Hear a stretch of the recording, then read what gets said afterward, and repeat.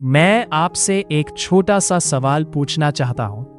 अगर आज किसी ने आपकी जेब से 5,000 रुपए निकाल लिए तो क्या आपको फर्क पड़ेगा? शायद बहुत पड़ेगा। लेकिन अगर आज आपकी जिंदगी के 5 घंटे बिना किसी मतलब के निकल जाएं तो क्या उतना ही दुख होगा? अजीब बात है ना, हम पैसे के नुकसान को तुरंत महसूस कर लेते हैं लेकिन समय के नुकसान को नहीं, जबकि पैसा वापस आ सकता है। हम सब कहते हैं कि समय बहुत कीमती है, बचपन से सुनते आए हैं, स्कूल में भी, घर में भी, किताबों में भी। लेकिन अगर सच में हमें समय की कीमत समझ आती तो क्या हम उसे इस तरह खर्च करते?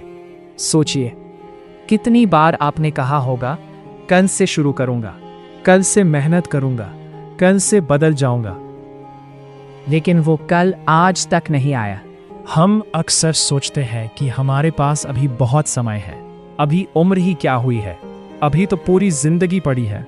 लेकिन यही सोच सबसे खतरनाक है, क्योंकि समय कभी अचानक खत्म नहीं होता, वो धीरे धीरे निकलता है। अब मैं आपसे एक और सवाल पूछता हूं, क्या हम सच में समय बर्बाद कर रहे हैं या हम अपनी जिंदगी बर्बाद कर रहे हैं? क्योंकि जिंदगी और कुछ नहीं, समय का ही दूसरा नाम है। अगर आज का दिन चला गया तो आपकी जिंदगी का भी एक हिस्सा चला गया। यही वजह है कि समय की बर्बादी सिर्फ समय की बर्बादी नहीं होती। एक दिन एक व्यक्ति बुद्ध के पास आया। उसने कहा, गुरुदेव, मेरे पास समय ही नहीं है, मैं बहुत व्यस्त हूं, मेरे पास अपने जीवन के लिए कुछ करने का समय नहीं बचता। बुद्ध मुस्कुराए। उन्होंने उससे पूछा, दिन में कितने घंटे होते हैं?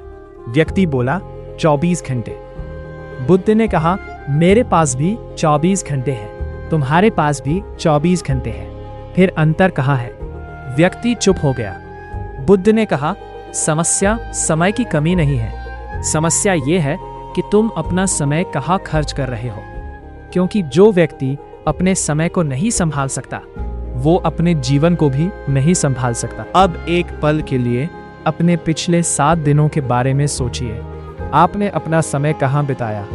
किस चीज ने आपको आगे बढ़ाया और किस चीज ने सिर्फ आपका समय लिया? ये सवाल आसान नहीं है, क्योंकि कई बार हम समय को गंवाते नहीं, हम उसे धीरे धीरे बहने देते हैं। समय की सबसे बड़ी चोरी कोई और नहीं करता, हम खुद करते हैं, थोड़ा थोड़ा करके, हर दिन। और यही छोटी छोटी बर्बादियां मिलकर सालों की दूरी बना देती है। लोग अक्सर सफलता और असफलता के बीच कोई बड़ा अंतर खोजते हैं, लेकिन कई बार अंतर सिर्फ इतना होता है कि एक व्यक्ति अपने समय को समझता है और दूसरा नहीं। एक दिन आपके पास पैसा होगा, शायद नाम भी होगा, शायद वो सब होगा जिसकी आज आप कल्पना करते हैं, लेकिन उस दिन भी आप अपनी जिंदगी का एक बीता हुआ दिन वापस नहीं खरीद पाएंगे। इसलिए सवाल ये नहीं है कि आपके पास कितना समय है, सवाल यह है कि जो समय आपके पास है आप उसके साथ कर क्या रहे हैं। क्योंकि समय कभी रुकता नहीं, लेकिन कई बार इंसान रुक जाता है, और जब उसे इसका एहसास होता है तब तक बहुत देर हो चुकी होती है। समय की कीमत घड़ी नहीं बताती, समय की कीमत वो पछतावा बताता है जो बहुत देर बाद महसूस होता है।